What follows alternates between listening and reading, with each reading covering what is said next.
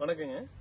இப்போ சாதாரணமாக பார்த்தீங்கன்னா நம்ம தாளவாடியில் தமிழ்நாடு முழுவதும் இருக்கிற விவசாயிகள் வந்து இப்படிதான் வேலி அமைப்போம். மின்சார வேலின்றது வந்து இதுதான்.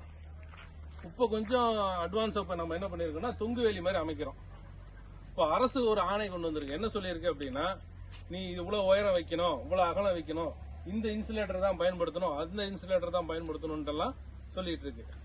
அப்போ இது எப்படி இருக்குன்னா, என் கார்ல பிரேக் இல்ல, நீ எல்லாம் வந்து ஒதுங்கிப்போ அப்படின்னு சொல்ற மாதிரி இருக்கு.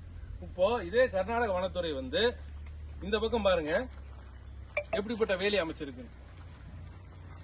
தமிழக அரசு என்ன சொல்லியிருக்குன்னா, 5 கிலோமீட்டருக்கு இருக்கிற எல்லா விவசாயிகளுமே வந்து எங்ககிட்ட பதிவு பண்ணணும், மின்சார வேலி அமைச்சேன்னா நீ பதிவு பண்ணணும் அப்படின்னு சொல்லியிருக்கு. அதுக்கு பதிலா இவங்க வந்து இது மாதிரி ஒன்று அமைச்சிட்டாங்க அப்படின்னா யானைகள் உள்ள வராது.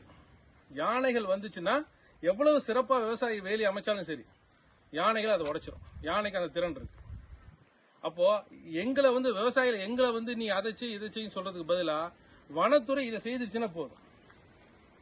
வனத்துறைக்கும் பிரச்சனை இல்லை, எங்களுக்கும் பிரச்சனை, விவசாயிகளை நமக்கு எந்த சிக்கலும் கிடையாது. நாம ஒவ்வொரு வருஷமும் வந்து வேலிக்காக நீங்க ஒவ்வொருத்தரும் கணக்கு போட்டு பாருங்க எவ்வளவு செலவு பண்ணிருப்போம். இதுக்கு அது இல்லாம வந்து இப்போ வனத்துறை வந்து இன்னும் வேற ஒரு புதிய செலவுல வைக்குது.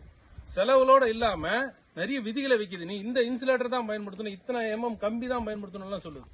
அதனால விவசாயிகளை நாம எல்லாரும் சேர்ந்து கேட்க வேண்டியது, வனத்துறையும் தமிழ்நாடு அரசையும் கேட்க வேண்டியது என்னன்னா, இப்படிப்பட்ட ஒரு கட்டமைப்பை அமைச்சு கொடுங்க.